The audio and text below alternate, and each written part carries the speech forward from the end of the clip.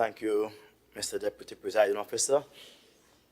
Thank you to my colleagues for the contribution you all made this afternoon in this important house of Legislature. I want to particularly recognize the people of Dallaford, Louisville, Betsy Hope, Roxborough, Argyle, and Kendall for the level of confidence that they have reposed in me and their constant desire to see Tobago remove itself from the doldrums of life to a place where we all, East and West, can enjoy a better standard of life. This afternoon, I felt the motion was one that would have lent itself towards that as we contemplate the dwindling finances that have been afforded Tobago. I looked forward to hear meaningful contribution, but I felt as if I was in the grandstand listening to various compositions. Some were what I will call, Deputy Presiding Officer, social commentary. Others were funny calypso. But in this house, I want to remind all of my colleagues, a serious responsibility is placed upon us. That thousands of Tobagonians, not just the 40,000 of us who live here and the 60,000 of us whose names are on the records, but there are hundreds of thousands of Tobagonians living beyond the 116 square miles of Tobago are interested in this place. I want to begin by telling my colleague, the counselor, for that side over there, be careful on whose shoulders you stand. Be very careful. Be very careful.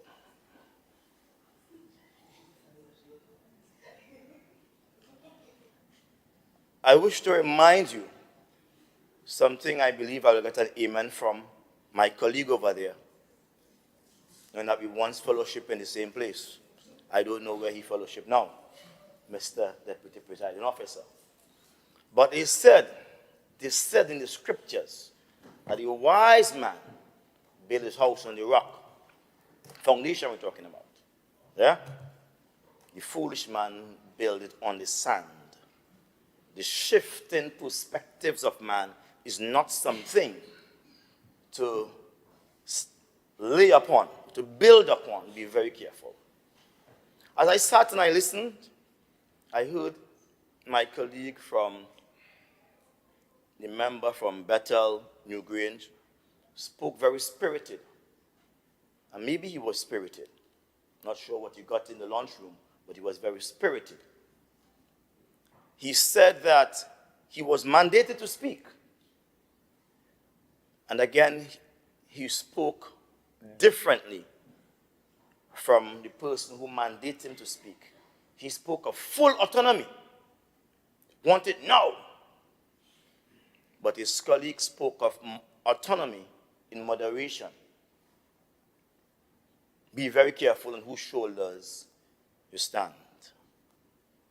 Be very careful on the ground upon which you build.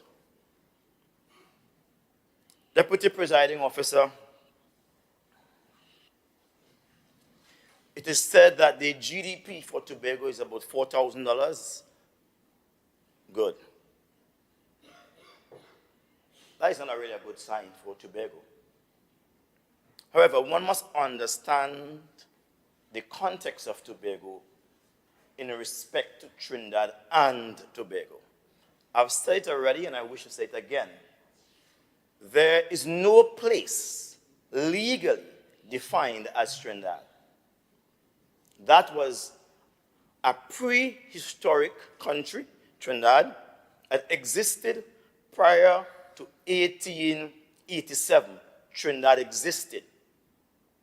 But there's no place called Trinidad legally. Legally. I did some law, so I could speak on that with authority.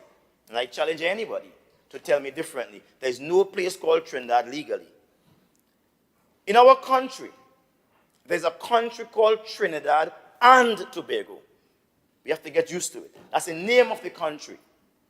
And there is a subset of that country referred to as a ward, defined by law as Tobago. Mr. Deputy Presiding Officer, you may want to take some notes or ask someone to take some notes for you because these are important information. So when we come here and we stand here and we speak as if we know what we are talking about, I oftentimes squirm in my seat to hear the confusion on that side. When they mix up autonomy and self-determination, they are not singing from the same handbook. Somehow, they are singing from different songbooks. When I went to church religiously, I sang from the Seventh-day Adventist hymn book. Now, when I attend different churches, I recognize there are different hymn books. So hymn number 400 in the Seventh-day Adventist book may mean one thing, but 400 in the Anglican book is a different thing. 400 in the Methodist book is a different thing. 400 in the Baptist book is a different thing. In Jehovah's Witness book, it's a different thing. They all have their own independent book across there because they are independents really and truly. That's what they are. And it is showing. The thing is nauseating to listen to the level of arguments. It's nauseating. Very, very nauseating. I have to relieve myself to go and use the restroom out there very often to vomit because I couldn't take all of it down. There's a lot going on across there. It's like going around a merry-go-round, it turns your head upside down. We need to settle down and for once agree on a few fundamentals. First of all, we need to understand what Tobago is. Tobago is a ward, and you will always be treated as a ward. That's what we are, a ward. Queen Victoria did that in 1898 when she further amended the Trinidad and Tobago Act. Mr. Deputy President Officer, I seek your assistance from the noise across there. It sounds like a rat baby, some very simple but irritating noise. Could you please? Thank you. Member, continue your presentation. Thank you. One of the things I dislike is rats. Don't like it, please. It crawls my skin and throws me off. We need to understand what Tobago is. Tobago is a ward seated in the country called Trinidad and Tobago. Tobago has no legal status except that which it finds within Trinidad. We have none. And so the fight that we are fighting has to be done from Trinidad within the Parliament of Trinidad and Tobago. We cannot fight that from here. Here's a good place for us to make up our minds. But the only place where laws are made in this country is in the Parliament of Trinidad and Tobago. If we want more money, we have to have our voices heard in the Parliament of Trinidad and Tobago, where budgetary decisions are made and money are allocated. I think I've gotten over that. Now let me speed on a bit. We have no GDP of our own, by the way, none. Because Tobago doesn't exist by itself. It's a ward. It's an arm of Trinidad and Tobago.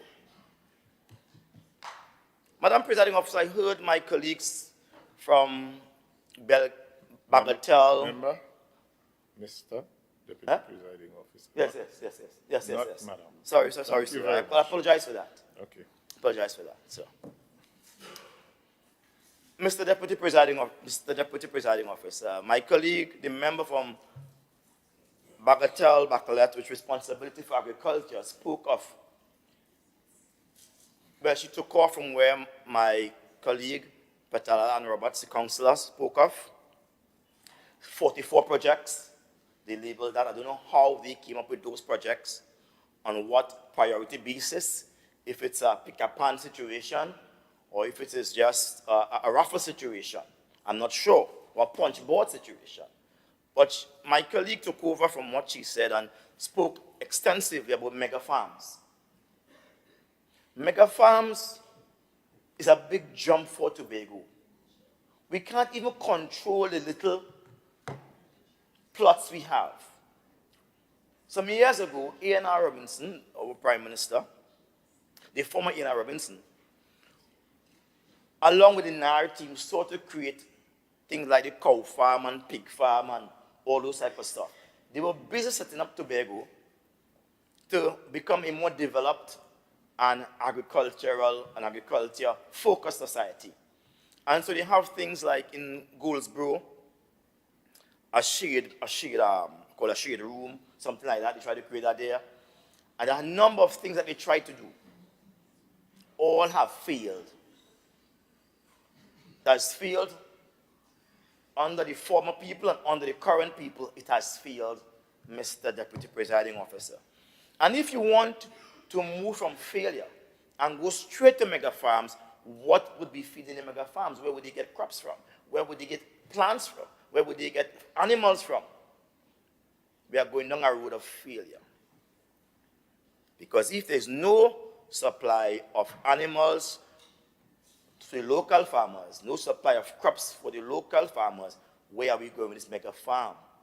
That's pie in the sky. Speed on. From that, I want to come right down to the Goodwood, Shallerville Pavilion, and the Culloden playing field. These things should have been done from day one. I don't know who they think they are, my colleagues, Mr. Deputy Presiding Officer. They are not good. They can't speak and make things happen. It takes time to get work done in Tobago, Mr. Deputy Presiding Officer. The people in Goodwood are frustrated with the level of development insofar as a pavilion. And having abandoned that project for over 3 years, they are now saying they're going to complete it. They have compromised the structure. Yeah? When we look at Shallerville Pavilion, that should have been done a long time ago. The Culloden playing field, there's no playing field there. That should have been done a long time ago. Now that they have Mr. Deputy President Officer, the rats are acting up again on that side. We need some kind of pest control. It's really disturbing me. I'm very quiet when people are making their contribution. I'm hearing some fine songs, very irritating, crawling my skin. Thank you, sir. Members, I'd like you all to be quiet so the member can bring his presentation. Thank you, sir. You're very protective, I must say that. Balance, indeed. Let me come all the way down to tourism. You know, well, before I come to that, I heard us speaking about some agricultural institute. They are throwing all these things around the place to fool Tobagonians. Agricultural institute, as if it's a magic again. We have sat in this hollow house, and we heard about the Public Service Academy. Where is it? Where is it? It's nowhere. We have heard so much about education, and having on that side over there persons who consider themselves to be leading individuals in the Department of Education, paying such a little homage to the island's institutions of education, I am worried about our future. I just want to put that on the table. Then I come to tourism. We have tried. I must say we have tried. And I want to personally give my colleague, the councillor, Tashia Boris councillor, a round of applause. She has tried. I can't blame her. She tried. She has tried every year to do things differently. But in as much as she tried, I've looked at Tobago carefully, how we moved in 2022 from a Wanderlust magazine. I never regarded magazine as anything significant, really. But nevertheless, we got a silver award from them in 2022. Then look at the progression. In 2023, we got a bronze award, yeah, third. In 2024, we got an All Iron award. That's fourth place, All Iron. Look at Barbados. Never ever within that period on Wanderlust magazine, never ever featured on it. But you know what? Look at this. Last year, we had 61 calls to our island, cruise ship calls, so called 61, let me make sure I get it right. Okay, I know she's gonna, my colleague correct me on that there. Yes, we had 61 calls to the port in Scarborough last year, 61 calls. 100,000 persons came to our island. This year, you know how much calls we got after receiving that bronze award? You know, we thought at least you might have gotten close. We only got 44 calls to the port in Scarborough, representing 40,000 persons coming to our island. Now that is rejection. And they can't blame the P&M for that. They can't blame anybody for that. But it's just that we have failed to make Tobago more attractive. Yeah? Let me tell you this. Right next door to us is Barbados. Right? And Barbados is reaching almost 700,000. You hear me? Persons. Make it correct. At least, yeah. Barbados is reaching 398 compared to calls to the airport. 398 calls for cruise ships to the airport, while we have only received 44. In other words, 40,000 persons coming to our shores via cruise ships this year, while 700,000 is coming to Barbados port via cruise ship this year. Well, this year into next year. They never made Wanderlust magazine. It doesn't matter what you have on paper, what you have on the wall, which school you have matriculated from. It's what you have in your brain. It's what people can deduce when they look at you, when they evaluate you. When people come to our island, it's what they can deduce. Is Tobago a wonderful place? Are there things to do in Tobago? Have we taken care of the little things we have? There are still places that lack attention. Fort James in Plymouth has a dangerous piece of landslide that fell, a part of the fort eroded and fell into the sea. Fell into the sea. Fort James. There is still no toilet, proper toilet in Fort James. It's one of the most accessible fort, nice, picturesque location. A smaller fort than that, Fort Bennett, very small, has proper toilet facilities. Yeah? Much smaller. Bigger fort, Fort James. Older fort than Fort Bennett. No toilet facilities. We're talking tourism. Yeah? When there was a drowning in Argyle some years ago, and there have been a couple of drowning well there. People from my district drowned right there, and it's hurt me a lot. Then I heard the Secretary for Tourism speaking that we are going to look at reviewing certain health and safety measures, etc., putting lifeguards up there. From then to now, they didn't need money from Trinidad to do that. No lifeguard is there. No health and safety measure has been put in place. And so we ask ourselves, do we really care about Tobago? Or is it because the lights and the cameras are upon us, we are talking glibly about Tobago?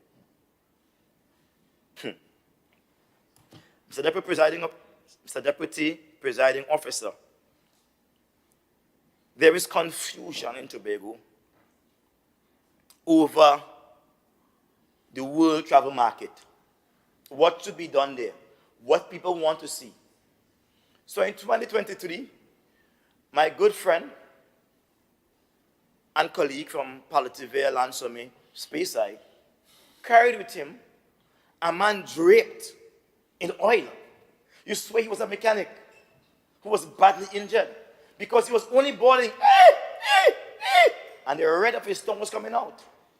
I swear he was a mechanic who engine oil fell on him and he just screaming out, with pain. He carried that person to the World Travel Market. Does that represent Tobago? No. And one would have thought that he would have gotten a lesson from the way Tobago reacted towards that negative. But this year, hot foot again, gone to World Travel Market, big contingent, about 25 persons gone. You know who we see show up and who featuring big? The man who shark bite. The man who shark bite is showing up and said Tobago's a nice place to come. Shark bite him and they fix him up nice. Come on, Mr. Deputy Presiding Officer. Is that how we manage the resources given to us by Tobagonians to lift the island up? How does a shark bite manifest itself into people being good? Shark biting people left, right, and center around the world. Go to Australia, every day shark biting somebody down there. Yeah, on the Great Barrier Reef. Go to California, every day man getting a bite. Florida, all these places. But here, in 100 years' time, man get a shark bite, and all of a sudden he's appearing. Shark bite me, and they took good care of me in Tobago. So maybe come to Tobago to get shark bite. Is that what we're saying? Not even bread and shark, but shark bite. We have lost our focus. And so the idea of wanting more money is a good one. But for what? For what? The idea of being confused between autonomy and self-determination is a bad one. And that I want to spend a few moments on before my time wrapped up. What Tobago wants is self-determination. Self-determination is Tobago's right, given the fact that Tobago never, ever had an opportunity coming out from colonialism to decide for itself. Before we could have decided, Queen Victoria, who was the Queen of England of the British Empire at that time, got hold of us and pushed us with Trinidad, and later defined that relationship that we are a ward of Trinidad and Tobago. When we merged, there was no longer Trinidad, there was no longer Tobago. There was one country, Trinidad and Tobago. That happened in 1887. Took effect in 1889. But in 1898, when she gave some amendment to that act, she made Tobago a ward. From then to now, we cannot catch ourselves. Tobago continued being a ward, and Tobago never had the chance to decide its political status. I've heard my friends talking about autonomy. Autonomy is a political status. It is 1 out of 3. It can be 3. Autonomy is only 1. I don't know who tell you Tobago want autonomy. We have never decided on that. Trinidad have always pushed autonomy on us. Yeah? And all the other previous leaders pushed autonomy on us.